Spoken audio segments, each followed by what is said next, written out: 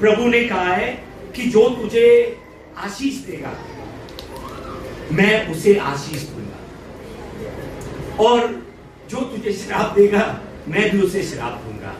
हमारे साथ वाला भी आशीष का कारण है।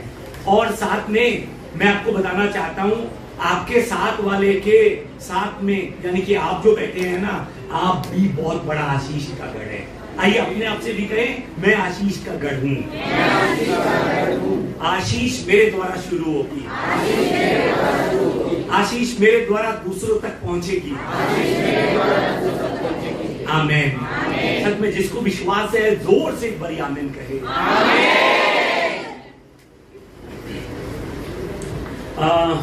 आज आप जो है ना, वो आपके बीते कल में किए गए फैसले के कारण है। आज आप जो कुछ भी है ना, आपने बीते हुए कल में जो भी फैसला लिया था उसका परिणाम आज आप हैं। और अब आने वाले कल में आप क्या बनेंगे ये उस पर निर्भर करता है कि आज आप क्या चुन रहे हैं। जो बात कर रहा हूं समझ पा रहे हैं? बीता हुआ कल हमने जो चुना था, उसको चुनने के कारण हम आज यहां तक पहुंचे हैं। अब आने वाले कल में हमने इसी लेवल में रहना है या और नीचे जाना है या और ऊंचा उठना है, उसके लिए अब हम जो चुनेंगे ना, आज हम जो चुनेंगे उसके कारण हमारा कल जो है ना, वो हमें दिखाई देगा कि हमारा कल ऊंचाई पर जा रहा है या नीचाई पर जाएगा। जैसा आप निर्णय लेंगे, जो आज आप चुनेंगे, वैसा ही आने वाले कल में आपके साथ होगा। जो आप आज चुनेंगे आज, सच में इसलिए हमारे लिए आज बहुत जरूरी है। बीता हुआ कल हमारे लिए जरूरी नहीं है। क्यों? बीते हुए कल के कारण हम यहां तक पहुंचे हैं। अब आज हमने क्या चुनना है, किसको हम पकड़ते हैं, उसके द्वारा हम ऊंचाइयों पर भी जा सकते हैं, और जो हमने चुना है वो गलत चुनने के कारण हम और ज्यादा नीचे भी जा सकते हैं। आज के वचन में परमेश्वर अब्राहम को कहता है, परमेश्वर कहता है कि अपने देश, अपनी जन्मभूमि और अपने पिता के घर को छोड़कर उस देश में जा जो मैं तुझे दिखाऊंगा। सिर्फ यही नहीं कहता, आगे परमेश्वर कहता है कि मैं तुझे एक बड़ी जाति बनाऊंगा। अगर आज तू मुझे चुनेगा, अगर आज तू मेरे कहे अनुसार चलेगा, तो मैं तुझे एक बड़ी जाति बनाऊंगा, मैं तुझे आशीष दूंगा और तेरा नाम मैं बड़ा करूंगा। तू आशीष का मूल होगा, मूल। और आगे परमेश्वर अब्राहम से कहते हैं कि भूमंडल के सारे कुल तेरे द्वारा आशीष पाएंगे, तेरे द्वारा। यहां पर मैं आपका ध्यान जो है ना 1 नंबर आयत पर लेकर जाना चाहता हूं। 1 नंबर आयत में परमेश्वर अब्राहम से कहते हैं, अपने देश, अपनी जन्मभूमि और अपने पिता के घर को छोड़कर उस देश में जा जो मैं तुझे दिखाऊंगा। यानी कि परमेश्वर चाहते थे कि अब्राहम जो है ना, वो आशीष का मूल गढ़ ठहरे, मूल गढ़।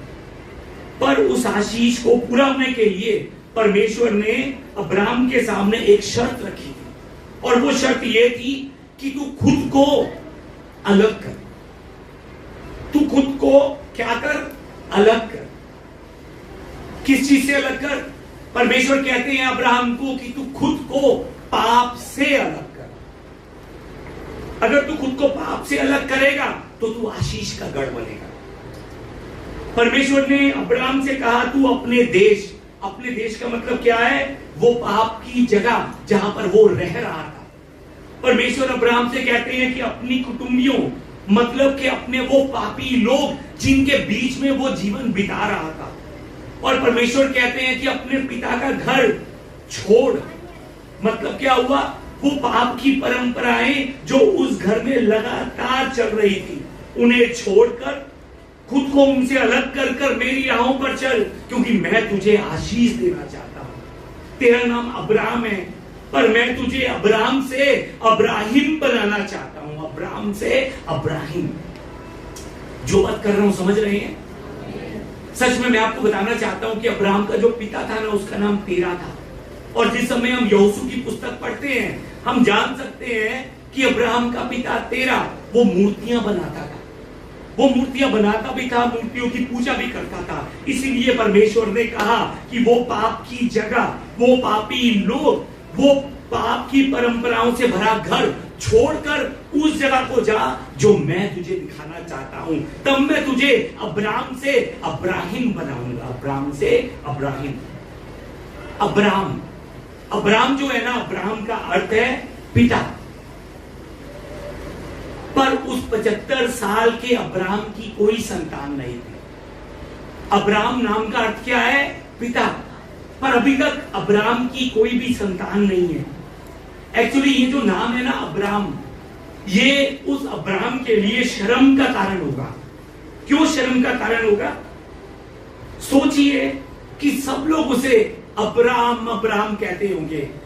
वो इंसान जिसकी कोई भी संतान नहीं है, उसको हर एक कोई पिता पिता पिता पिता आ गया, पिता आ गया, वो पिता आ गया जिसकी कोई संतान नहीं है। जिस समय सब लोग उसको ये कहकर पुकारते होंगे, उसका सर उस समय शायद शर्म के मारे झुक जाता।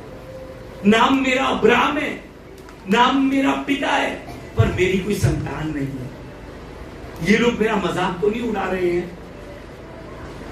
सच में परमेश्वर उस अब्राहम से कहते हैं कि मेरे कहे अनुसार चल और मैं तुझे अब्राहम से अब्राहिम बनाऊंगा। अब्राहिम, अब्राहिम का मतलब क्या है? बहुताय का पिता, जगत का पिता, फादर ऑफ मैनी नेशंस। ये अब्राहिम का मतलब है। परमेश्वर कहते हैं कि मैं तुझे अब्राहम से अब्राहिम बनाना चाहता हूं। पर इस वादे को पूरा करने के लिए अब्राहम तुझे एक काम करना होगा, और वो काम क्या है? तुझे खुद को पाप से अलग करना होगा।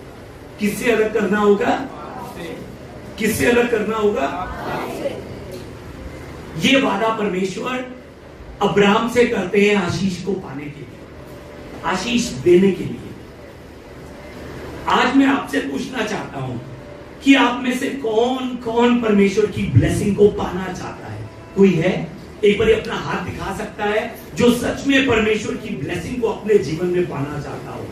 धन्यवाद, सबने हाथ खड़ा किया है। कोई भी ऐसा नहीं है जो परमेश्वर की ब्लेसिंग को ना पाना चाहता हो। अगर आप भी परमेश्वर की ब्लेसिंग को पाना चाहते हैं तो आपको भी खुद को पाप से अलग करना होगा। अगर आप बाइबल को ध्यान से पढ़ेंगे ना, तो हम जान सकते हैं कि परमेश्वर ने इस सृष्टि की रचना जो है ना, वो अलग कर कर शुरू की थी। अलग कर कर। उत्पत्ति 1 नंबर आयत के अंदर लिखा हुआ है कि परमेश्वर ने उजाले को अंधियारे से अलग किया। अलग कर कर पृथ्वी की रचना जो है ना, वो की गई थी। कलीसिया को, चर्च को हम यूनानी भाषा के अंदर एक्लीसिया कहते हैं। ये जो एक्लीसिया शब्द जो है ना, इस एक्लीसिया शब्द का मतलब है अलग कर कर चुने गए लोग। आइए एक बार मेरे पीछे बोले, अलग कर कर चुने गए लोग। ये एक्लीसिया का मतलब है। सिर्फ चुने गए लोग नहीं है, अलग कर कर, पाप के बीच में से अलग कर कर चुने गए लोग। ये कलीसिया का मतलब है। परमेश्वर ने हमें अंधकार से उजाले में बुलाया है, मतलब हमें अंधकार से अलग किया है परमेश्वर ने। हम नर्क की राहों पर चल रहे थे, परंतु परमेश्वर ने हमें नर्क की राहों से उठाकर हमें स्वर्ग की राहों में बिठा दिया है। हालेलुया। सच में जिस तरह से परमेश्वर ने उजाले को अंधकारे से अलग किया है ना, अब उसी तरह परमेश्वर चाहते हैं कि परमेश्वर के लोग जो खुद को विश्वासी कहते हैं, परमेश्वर के लोग जो खुद को मसीह कहते हैं, वो परमेश्वर के लोग भी अब अंधकार से अलग रहें, मतलब पाप से अलग रहें। हालेलुया। ये परमेश्वर की इच्छा है। अगर हम पाप से अलग रहेंगे तभी हम परमेश्वर की इच्छा को अपने जीवन में पूरा होता देख पाएंगे। याद रखिए, जितनी देर हम पाप में रहेंगे ना, आशीषें हमारे आसपास में रहेंगी पर हम तक नहीं पहुंचेंगी। हम कहेंगे कि मैं तो प्रार्थना भी करता हूं, मैं तो चर्च में भी जाता हूं, मैं तो वचन भी पढ़ता हूं, पर क्यों मुझे ब्लेसिंग नहीं मिल रही है? क्यों? उसका कारण बहुत ही सरल है। हो सकता है कि हम अभी भी पाप में डूबे हुए हो और हमें ना पता हो। बाइबल जो है ना, बाइबल हमें बताती है कि तुम्हारे भले कामों को देखकर लोग तुम्हारे पिता की जो स्वर्ग में है बढ़ाई करेंगे। किसके कामों को देखकर लोग पिता परमेश्वर की बढ़ाई करेंगे? किसके कामों को देखकर? हमारे कामों को देखकर। किसके जीवन को देखकर संसार के लोग पिता परमेश्वर की बढ़ाई करेंगे? हमारे जीवन को देखकर। अगर परमेश्वर ने खुद को जगत की ज्योति कहा है ना, तो मैं आपको याद दिलवाना चाहता हूं, परमेश्वर ने खुद को ही नहीं बल्कि अपने लोगों को भी, आपको भी जगत की ज्योति कहा है। परमेश्वर ने कहा है कि तुम जगत की ज्योति हो, तुम जगत की ज्योति हो। सच्चे और जीवित परमेश्वर पर विश्वास करने के बाद भी अगर आपके जीवन में अच्छा रिजल्ट नहीं आएगा ना, तो क्या आएगा मालूम है आपको? अगर अच्छा रिजल्ट नहीं आएगा तो आपके जीवन में इंसल्ट आएगी। इंसल्ट। एक बार मेरे पीछे बोले, अच्छा रिजल्ट नहीं तो इंसल्ट। अच्छा रिजल्ट नहीं तो इंसल्ट। इंसल्ट का मतलब समझते हैं? बेइज्जती। अगर अच्छा परिणाम, अच्छा रिजल्ट नहीं आएगा ना परमेश्वर में रहकर, तो सच में क्या आएगी? बेइज्जती आएगी, इंसल्ट आएगी। याद रखिए, आपको हमेशा ये बात याद रखनी है कि आपको आपके रिश्तेदार देख रहे हैं। वो रिश्तेदार जो अभी तक यीशु पर विश्वास नहीं करते। सिर्फ रिश्तेदार ही नहीं, बल्कि आपके पड़ोसी भी आपको देख रहे हैं, आपके दोस्त भी आपको देख रहे हैं। वो सब देख रहे हैं कि आपको कलीसिया में जाते कितने साल हो गए हैं। वो देख रहे हैं कि 2 साल हो गए हैं, 3 साल हो गए हैं, 4 साल हो गए हैं। क्या आप में बदलाव आया है कि नहीं आया? वो सब देख रहे हैं। वो देख रहे हैं कि क्या अब इसने दूसरों के साथ लड़ना छोड़ दिया है कि नहीं छोड़ा है। वो सब लोग देख रहे हैं क्या अब इसने गालियां देनी छोड़ दी है कि नहीं छोड़ दी है। वो सब देख रहे हैं क्या अब इसने दूसरों की बुराई करना छोड़ दिया है कि नहीं छोड़ दिया है। वो सब देख रहे हैं क्या इसने चुगली लगाना छोड़ दिया है कि नहीं छोड़ दिया है। वो सब लोग देख रहे हैं क्या इसने दूसरों से नफरत करना छोड़ दिया है कि नहीं छोड़ दिया है। वो देख रहे हैं कि क्या इसने झूठ बोलना छोड़ दिया है कि नहीं छोड़ दिया है। क्या इसने अब दूसरों से बार बार पैसे मांगना छोड़ दिया है कि नहीं छोड़ दिया है। क्या इसने दूसरों को धोखा देना छोड़ दिया है कि नहीं छोड़ दिया है। वो सब लोग इन चीजों को देख रहे हैं। मैं आज आपको ये समझाना चाहता हूं कि परमेश्वर का आप सबके लिए बहुत बड़ा प्लान है, बहुत बड़ा, छोटा नहीं, बहुत बड़ा प्लान है परमेश्वर का आप सबके लिए। परमेश्वर आप सबको आशीषों का गढ़ बनाना चाहता है। सच में आशीषों का गढ़ बनाना चाहता है। परमेश्वर आपके जीवन में कुछ बहुत बड़ा करना चाहता है, बहुत बड़ा। और उसको पूरा करने के लिए हमें सच में अब पाप से बाहर निकलना होगा, बुराई से बाहर निकलना होगा। सच में मैं आपको कहना चाहता हूं कि आप परमेश्वर के प्लान को अधूरा मत रहने दीजिए। परमेश्वर अपना काम पूरा करना चाहता है, पर वो पूरा नहीं कर पा रहा है। क्यों नहीं कर पा रहा है मालूम है आपको? हमारे अंदर छुपे हुए बुराई के कारण, हमारे अंदर छुपे हुए पाप के कारण। वो करना चाहता है पर वो नहीं कर पा रहा है। उसके प्लान को अधूरा मत रहने दीजिए। परमेश्वर के प्लान को आप सच में धोखा मत दीजिए। बहुत से लोग ऐसे हैं जो आपको देख रहे हैं, बहुत से लोग ऐसे हैं जो आपको देखकर बदलने वाले हैं, और बहुत से लोग ऐसे हैं जिनका बपतिस्मा आपको देखने के कारण होगा। सच में परमेश्वर की संतान होने के नाते आपकी यह जिम्मेवारी है कि जो लोग आपको देख रहे हैं ना, उनको आप अपने जीवन के द्वारा परमेश्वर की महिमा को दिखा सकें। ये परमेश्वर की संतान की जिम्मेवारी है, ये हर एक विश्वासी की जिम्मेवारी है। सच में आपको देखकर लोग परमेश्वर की बड़ाई कर सकें, ऐसा जीवन आप बिताइए, ऐसा जीवन। एक लड़का था, वो पुलिस में था और उस लड़के का एक सपना था कि मैं बहुत जल्दी अमीर बनना चाहता हूं। सब लोग उसको देखते थे, उसके रिश्तेदार, उसके आस पड़ोस के लोग, वो देखते थे कि ये पुलिस वाला चर्च में जाता है, ये चर्च में जाकर ड्यूटी भी करता है, सेवा भी करता है, लोगों को खाना भी बांटता है, पार्किंग की सेवा भी करता है जाकर। बाद में लोग जो है ना, लोग उसकी तरफ देखकर कहने लगे कि सच में ये जो है ना यीशु पर विश्वास करता है, हर संडे चर्च में जाता है, सेवा भी करता है, पर क्यों ये इंसान सदा बीमार रहता है? क्यों? इतना परमेश्वर से प्यार करने के बाद भी ये इंसान जो है ना सदा क्यों अशांत रहता है? क्यों इस इंसान के पास सच में प्रभु यीशु जीवित परमेश्वर होने के बाद भी इस इंसान का जीवन जो है ना क्यों अधूरा है? क्यों ये आगे बढ़ नहीं पा रहा है? क्यों वहीं का वहीं खड़ा है? जो ये प्लान बनाता है वो प्लान टूट जाता है, खत्म हो जाता है। क्यों? सच में लोग जो है ना बड़े हैरान थे इस बारे में सोचते हुए। क्यों? क्योंकि उन नाविश्वासियों को मालूम है कि जो भी प्रभु के पास जाता है वो आशीषों से भर जाता है। पर यह विश्वासी पिछले कई सालों से प्रभु का हाथ पकड़कर बैठा है, खुद को कहता है मैं विश्वासी हूं, पर क्यों इसका हर एक प्लान प्रभु पूरा नहीं होने देता? क्यों?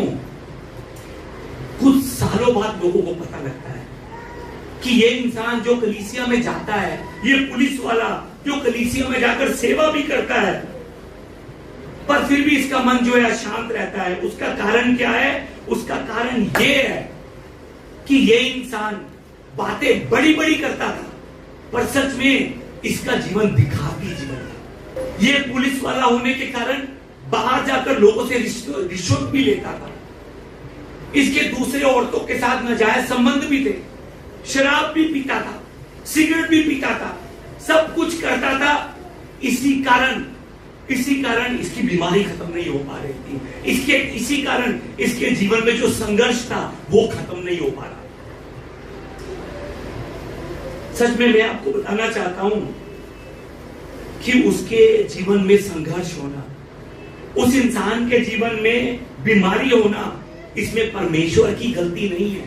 परमेश्वर उसको आशीष का गढ़ बनाना चाहता था, पर वो इंसान अपनी मूर्खता के कारण, वो इंसान अपने गलत स्वभाव के कारण, झूठ बोलने के कारण, गालियां और शराब उसके मुंह से निकलने के कारण वो इंसान अशांत रहता था, वो इंसान बीमार रहता था। इसमें परमेश्वर का दोष नहीं है, परमेश्वर की गलती नहीं है। इसमें जो बात कर रहा हूं समझ रहे हैं?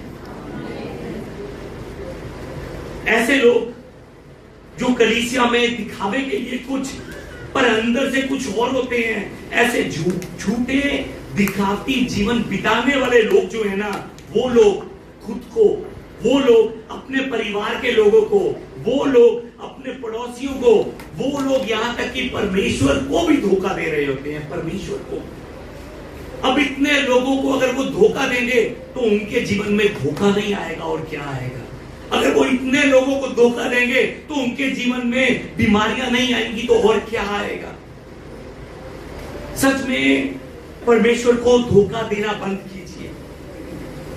अगर आपने अब विश्वास किया है तो अब वो विश्वासी जीवन दूसरों को दिखाई देना शुरू होना चाहिए। अगर आपने प्रभु यीशु की ज्योति जल रही है तो वो ज्योति कभी भी अंधकार में छिप नहीं सकती। याद रखिए इस बात को। हालेलुया। आज लोगों के फलवंत ना होने का कारण कुछ और नहीं है, उनका अपना पाप है, उनका अपना पाप।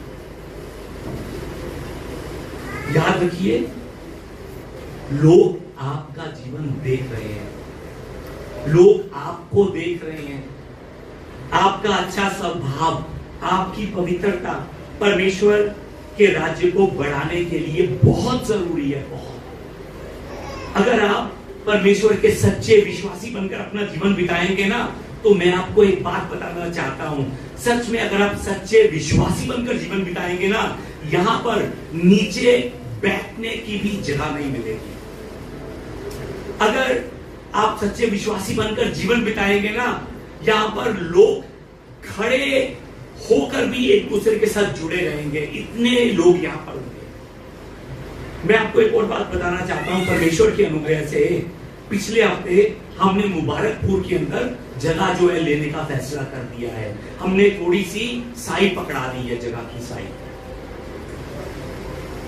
कुछ ही महीने में सारी पेमेंट जो है ना पहुंच जाएगी।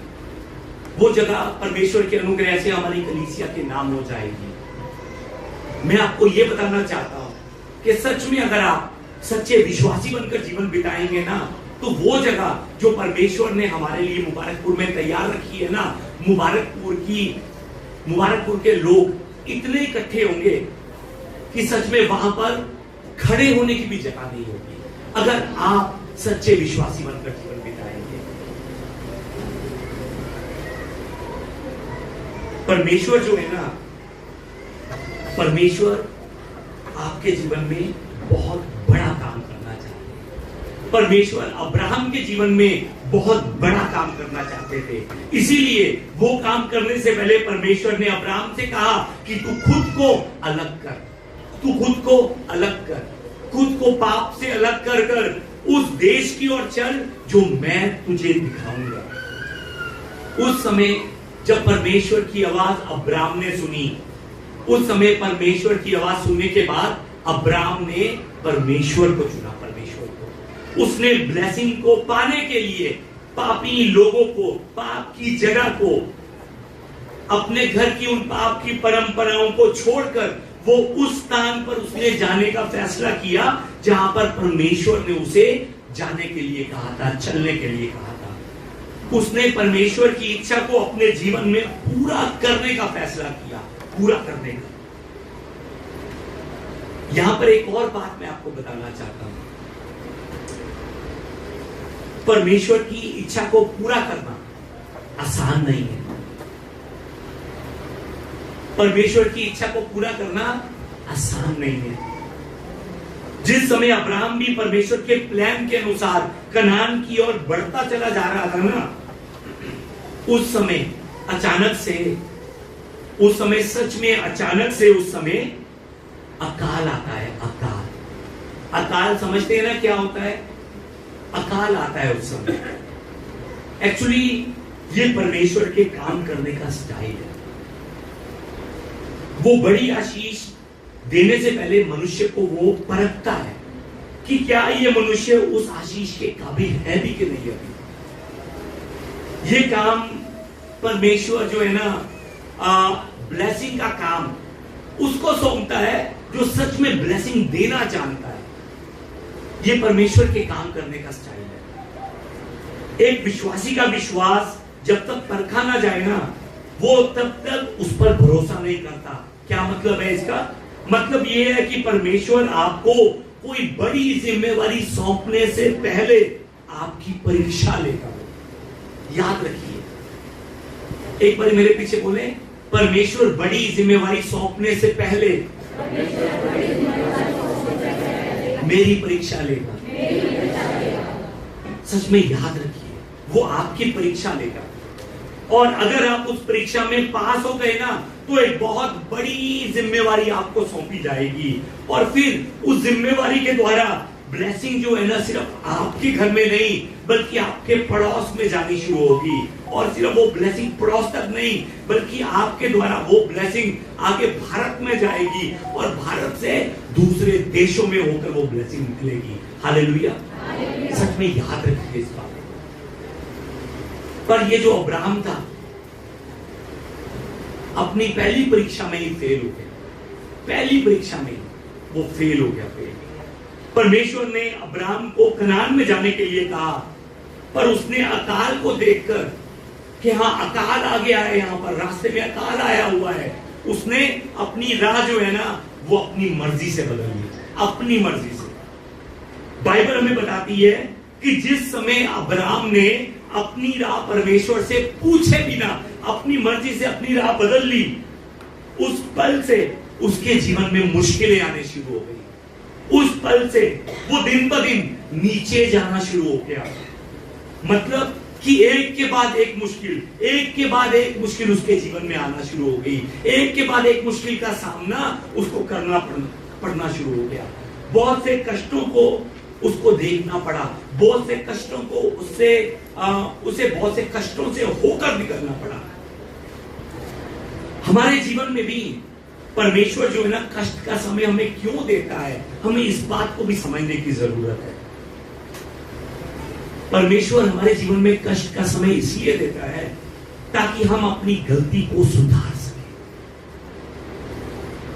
आपके जीवन में कोई कष्ट चल रहा है, याद रखिए वो कष्ट इसलिए आया है कि आप अपनी गलती को सुधार सकें, जान सकें कि मैंने क्या गलती की है, उसे पहचान सकें, अपनी गलती को जानकर पहचान कर उस गलती के लिए प्रार्थना कर सकें। और ये छोटी छोटी ताड़नाएं जो हमारे जीवन में परमेश्वर हमें देता है, वो इसलिए देता है कि कहीं पर अंत में हमें बहुत बड़ी ताड़ना ना मिल जाए, बहुत बड़ी सजा ना हमें मिल जाए। इसलिए हमारे जीवन में हमारी गलतियों को याद करवाने के लिए, सुधारने के लिए वो हमें छोटी छोटी ताड़नाएं देता है। जब अब्राहम के जीवन में मुश्किल आई, उस समय अब्राहम ने मुश्किल से बचने के लिए क्या किया मालूम है आपको? ध्यान से सुनिए। जिस समय अब्राहम ने अपनी मर्जी से परमेश्वर से पूछे बिना अपनी मर्जी के द्वारा उसकी और अपना राह बदल दिया, और उसके बाद उसके जीवन में मुश्किल आई, तो उसने उस मुश्किल से बचने के लिए क्या किया? उसने झूठ का सहारा लेना शुरू किया। क्या किया? किसका सहारा? किसका सहारा? उसने झूठ का सहारा लेना शुरू किया। उसने झूठ बोलना शुरू कर दिया। उसने भी झूठ बोला और उसने अपनी पत्नी को भी झूठ बोलने के लिए मजबूर किया कि तू भी झूठ बोल। जिस समय हम उत्पत्ति 12 नंबर अध्याय देखते हैं ना, यही 12 नंबर अध्याय, तो 13 से लेकर 16 नंबर आयत में हम जान सकते हैं कि जिस समय मिस्री आकर अब्राहम को पकड़ते हैं, उस समय पकड़ने से पहले अब्राहम जो है ना अपनी पत्नी सारा को कहता है कि तू अगर ये मुझसे पूछे, अगर ये तुझसे पूछे कि ये इंसान कौन है, तो तू कह देना कि मैं तेरा पति नहीं हूं, मैं तेरा भाई हूं। भाई तेरे झूठ बोलने के कारण वो मेरी जान को बख्श देंगे। तेरे झूठ बोलने के कारण ये जो समस्या मेरे जीवन में आने वाली है वो टल जाएगी। अब्राहम खुद भी झूठ बोलता है और अपनी पत्नी से भी वो झूठ बुलवाता है। खुद भी पाप करता है और अपनी पत्नी को भी पाप करने के लिए वो मजबूर करता है। और उस झूठ का रिजल्ट क्या निकल कर आता है मालूम है आपको? फिरौन राजा जो है ना, मिस्र का राजा, वो राजा अब्राहम की पत्नी सारे को उठाकर अपने साथ ले जाता है, अपनी पत्नी बनाने के लिए अपने साथ ले जाता है।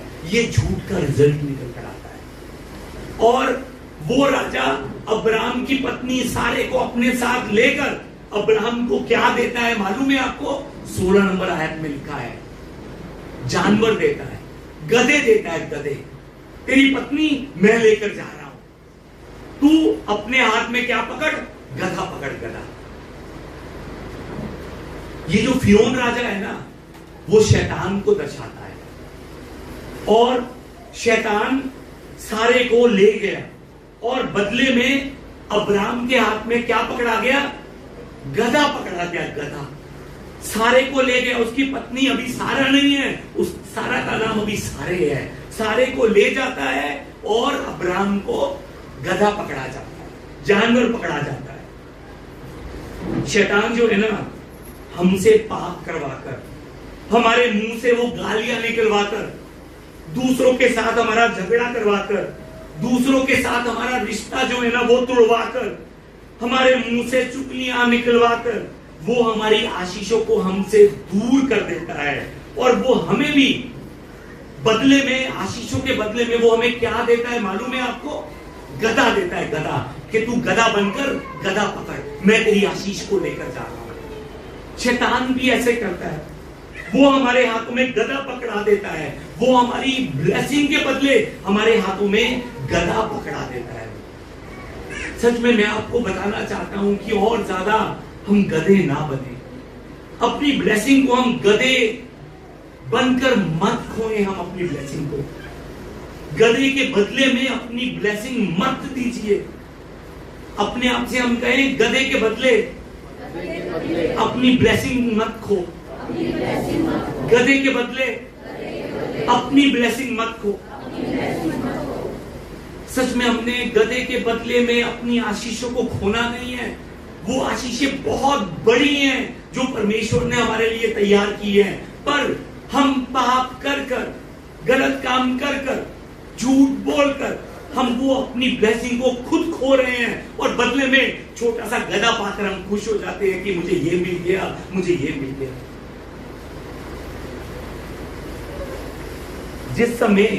जिस समय अब्राहम को होश आया, उस समय वो वापस परमेश्वर के पास लौट कर आया, और उसने परमेश्वर के लिए वेदी बनाई। मतलब कि उसने अपनी गलती को स्वीकार किया और वापस परमेश्वर के सामने आकर पश्चाताप किया और परमेश्वर से प्रार्थना की।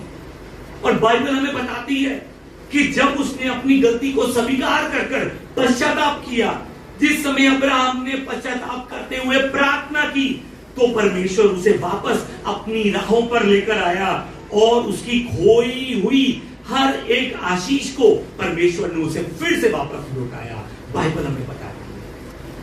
आज अगर आपको लगता है कि आपके जीवन में भी अकाल जैसा समय आया हुआ है, तो आपके लिए यह परीक्षा का समय हो सकता है। इस परीक्षा के समय में सबसे पहला काम, अपने मुंह पर ताला लगाइए। मुंह पर, किस पर ताला लगाइए?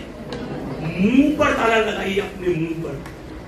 क्योंकि इस परीक्षा में पास होने के बाद एक बहुत बड़ी ब्लेसिंग जो है ना, वो आपका इंतजार कर रही है।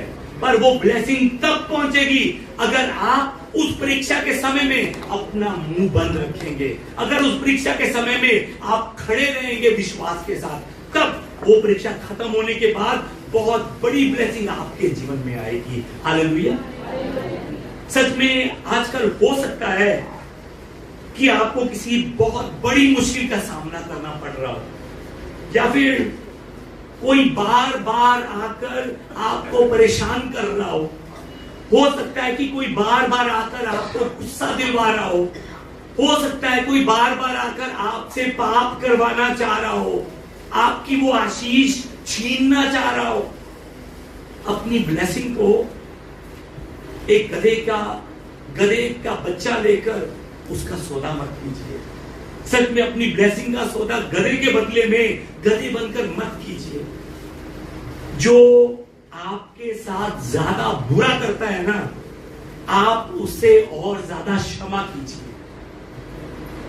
आप अपने मुंह पर लगाम लगाइए, क्योंकि जो दूसरा आपसे पाप करवाकर आपकी ब्लेसिंग छीनना चाहता है ना, आप अगर अपने मुंह पर लगाम लगाकर खड़े रहेंगे तो आप खुद देखेंगे कि वो इंसान खुद जो पाप में पड़ा है उसकी ब्लेसिंग एक एक कर कर खत्म हो रही है। पर उसके साथ अगर हम भी उसकी तू का जवाब तू में देना शुरू कर देंगे तो उसकी तो ब्लेसिंग खत्म होगी, साथ में मेरी ब्लेसिंग भी खत्म हो जाएगी। समझ रहे हैं जो बात कर रहा हूं? सच में आप उनसे प्रेम कीजिए, आप उन्हें क्षमा करने के लिए प्रार्थना कीजिए, क्योंकि ब्लेसिंग उस दूसरे को नहीं आपको पानी है। आपको जो बुराई का बदला बुराई से, पाप का बदला पाप से लेता है ना, वो अपनी सभी आशीषों को खो बैठता है। और जो दूसरी तरफ बुराई को अच्छाई से जीतने के लिए मेहनत करता है, वो और उसका वंश आशीषों से भरा रहता है। सच में इस समय हम अपने अंदर से नफरत को मिटाकर हम परमेश्वर के पास चले। किसको मिटाकर? नफरत को मिटाकर। सच में इस समय हम अपने अंदर के छुपे हुए उस पाप को याद कर कर, अपने आप को इस संसार से अलग कर कर, सच में हम पाप से दूर रहने के लिए परमेश्वर के पास चले। याद रखिए, परमेश्वर ने हमें इसलिए चुना है ताकि वो हमारे जीवन में आशीषों को भर सके। और परमेश्वर चाहता है कि आपका जीवन देखकर बहुत से लोग परमेश्वर की बड़ाई कर सके। आज परमेश्वर आप सबसे कहता है, पाप को छोड़कर मेरे साथ चलो।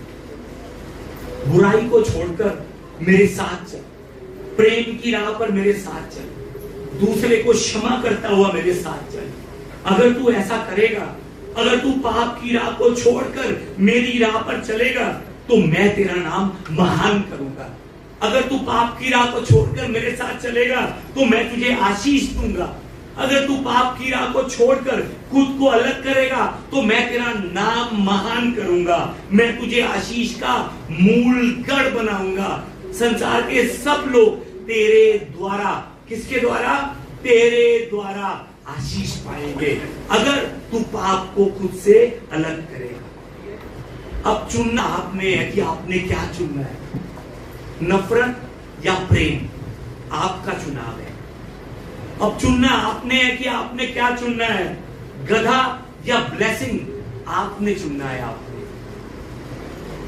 पाप या परमेश्वर की राह, आपने चुनना है। आपने आने वाले कल में आप क्या बनेंगे, आने वाला कल आपका कैसे होगा, ये उस पर निर्भर करता है जो आज आप चुन रहे हैं। जो आज आप चुन रहे हैं उस पर आपका कल निर्भर होगा। याद रखिए, सच में मैं आपको यही कहूंगा, आप सब, मैं भी और आप सब भी, नफरत को छोड़कर हम प्रेम को चुने, पाप से अलग होकर परमेश्वर के पास हम वापस लौट कर आए।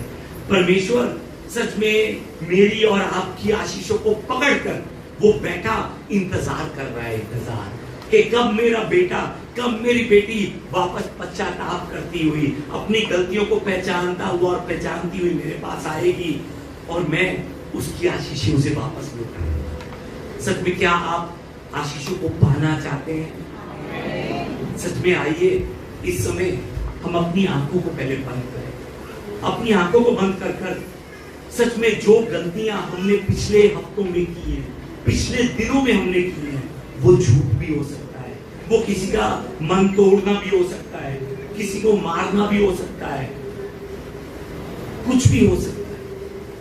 सच में उसको हम याद करें,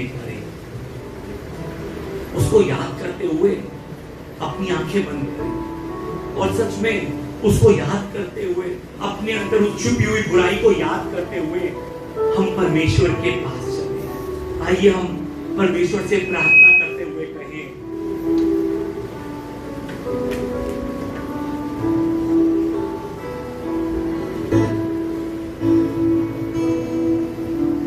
मैं आता हूँ तेरे पास, प्रभु यीशु मेरे मसीह,